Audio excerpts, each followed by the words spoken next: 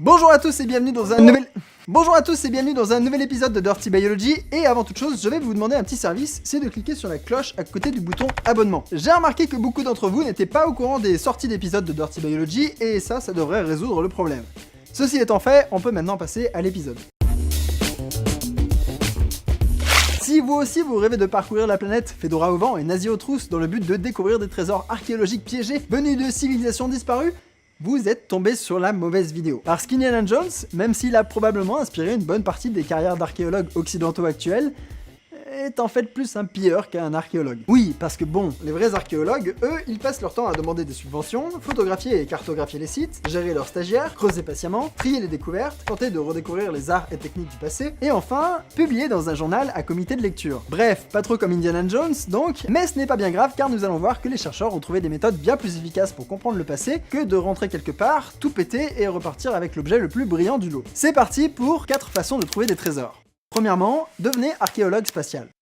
On est d'accord, c'est clairement le nom de métier le plus badass au monde, à l'exception peut-être d'officier de protection planétaire, qui a pour rôle de faire en sorte que nos sondes spatiales ne contaminent pas d'autres planètes avec des micro-organismes en les stérilisant. Mais ça n'a aucun rapport. L'archéologie spatiale, donc, est la méthode qui consiste à retrouver des sites archéologiques à l'aide de satellites. La logique est simple, d'en haut, on voit mieux. D'ailleurs, ça fait longtemps qu'on le sait et qu'on utilise des avions. Par exemple, on en a utilisé pour mieux connaître l'étendue des lignes de Sajama, ces milliers de kilomètres de lignes parfaitement droites en Bolivie, vieilles de 3000 ans et dont la fonction est encore inconnue. D'autres ont été utilisés pour carrément découvrir des structures en forme de roue vieilles de 2000 ans dans le désert de Jordanie et qui sont invisibles depuis le sol. Aujourd'hui, on utilise aussi des drones, comme pour la cartographie récente de Monte Sierpe, cette bande de terre pleine de trous qui se trouve au Pérou et qui fait plus d'1,5 km de long. Des structures dont on ne sait toujours pas grand chose au passage, et c'est plutôt énormément stylé. D'autres chercheurs ont utilisé des lidars, des lasers pulsés qui servent à connaître la topographie du sol en détail, pour retrouver des routes romaines qui avaient été oubliées depuis,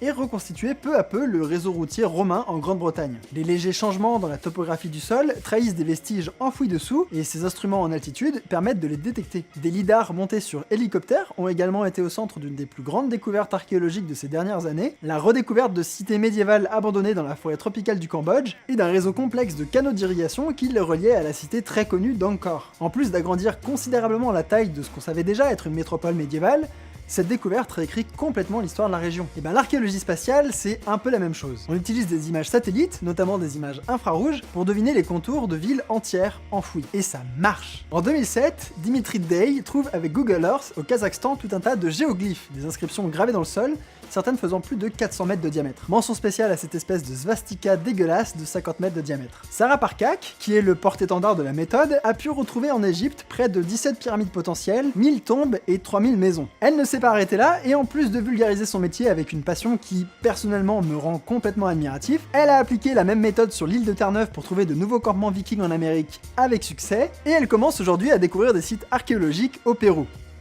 Par dizaines.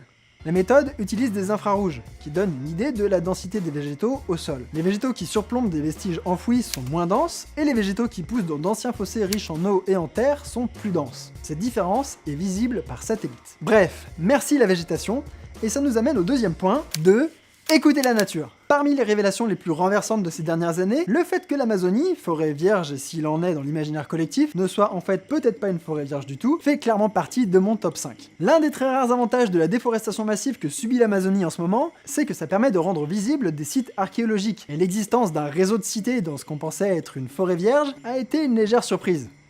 Euphémisme. Enfin, une surprise, mais pas pour tout le monde, vu que certains indices de la présence humaine étaient déjà visibles dans la nature. Pour commencer, des chercheurs avaient constaté dans certaines zones une présence beaucoup plus importante de noyers du Brésil que celle que l'on observe dans une forêt normale. De la même façon, certaines zones qui étaient supposées vierges sont en fait remplies d'açaï, un palmier dont les fruits sont à la base de la nourriture de certains peuples amérindiens et dont on fait aussi du vin. Ces endroits remplis d'espèces utiles pour les Amérindiens sont en fait d'anciens vergers qui ont été envahis par la végétation après la disparition des locaux avec la colonisation espagnole. Un autre truc qui a mis la puce à l'oreille des chercheurs bien avant les premières prises de vue aériennes, c'est les sols. Les sols tropicaux sont souvent des acrisols ou des oxysols, des sols rouges, pauvres en nutriments et peu fertiles. Sauf qu'en Amazonie, beaucoup d'endroits ont des sols noirs et très fertiles que l'on appelle les terra preta, et ces sols sont le résultat de générations et de générations d'accumulation de déchets et de compost par des humains. Ces sols recouvrent une surface assez gigantesque et l'on estime aujourd'hui que l'Amazonie abritait pas moins de 10 millions de personnes avant l'arrivée des conquistadors. Bref, ces résultats changent notre vision,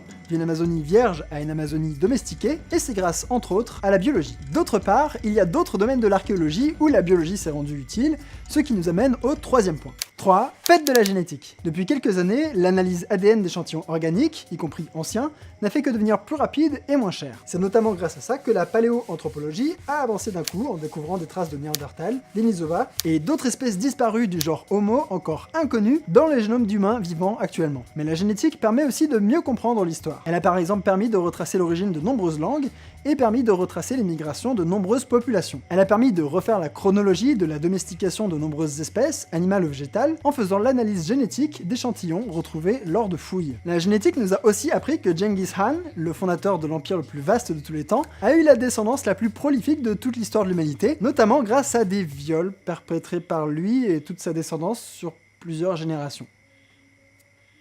Elle a aussi révélé que l'un des rois celtiques semi-mythologiques, semi-historiques, Niall aux 9 otages, c'est son vrai nom, a réellement vécu et a réellement passé son temps à mettre son patrimoine génétique dans le plus d'utérus possible. Il a fondé la dynastie des 8 Niall, ce qui veut littéralement dire les descendants de Niall, comme quoi on était prévenus, et aujourd'hui, un homme irlandais du Nord sur 5 est le descendant direct de ce mec-là. En comptant les Nord-Américains d'origine irlandaise, ça fait quand même une descendance de quelques millions de personnes, ce qui est plutôt pas mal. Une dizaine d'autres mâles reproducteurs historiques ont été retrouvés via la génétique, comme Jiokanga, un dirigeant de la dynastie Qing, qui a été suffisamment efficace pour qu'aujourd'hui ces gènes se retrouvent dans plus d'1 million de Chinois du Nord. La génétique permet non seulement d'attester l'existence de personnages historiques, mais également de comprendre quelques trucs sur leur vie. Les efforts pour avoir autant d'enfants indiquent quelque chose, et le fait que leurs propres enfants aient eux-mêmes autant d'enfants indique l'existence d'un rapport un peu spécial entre le statut social et la fécondité durant les temps historiques. On pourrait objecter que ce ne sont pas là de vrais trésors que l'on peut afficher dans un musée, mais en archéologie comme en sciences au sens large, les vrais trésors ce sont les connaissances. 4.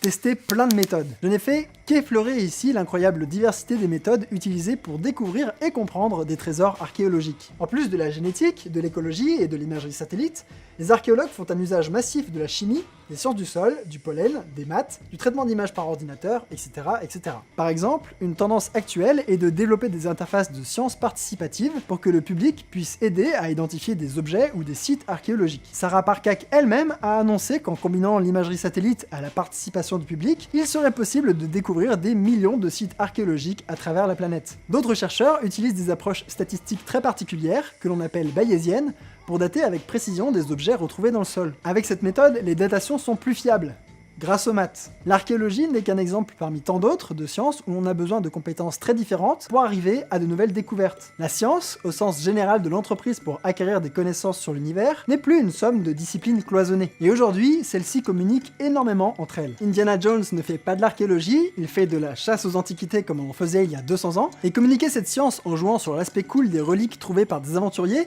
est problématique pour deux raisons. D'une part, en faisant ça, on s'intéresse plus aux objets qu'aux connaissances que les objets peuvent offrir sur le passé. Et c'est pourtant les connaissances qui sont les vrais trésors après lesquels les chercheurs courent. D'autre part, et surtout, ça donne une mauvaise image de comment on fait de la recherche aujourd'hui. Si vous êtes biologiste, physicien ou économiste, et que vous vous intéressez à éclaircir le passé, vous pouvez filer un coup de main aux historiens ou aux archéologues. Cet aspect interdisciplinaire est hyper inspirant et positif, et de plus en plus de laboratoires hébergent des gens aux compétences très différentes. C'est pour toutes ces raisons que nous avons besoin de nouveaux modèles de chercheurs, comme Sarah Parcak, l'archéologue spatial, et c'est aussi pour ça que la vulgarisation doit refléter le fonctionnement de la science. Ce n'est pas pour rien que sur cette chaîne vous avez pu voir des vidéos traitant de sujets interdisciplinaires, mêlant les mathématiques à l'histoire, la biologie à l'anthropologie, ou l'écologie à l'économie par exemple. C'est parce que j'essaye de vous montrer, à mon humble échelle, que l'univers dans lequel nous sommes est captivant et inspirant, et que quelle que soit votre spécialité, si vous en avez une, vous pouvez participer vous aussi à sa découverte.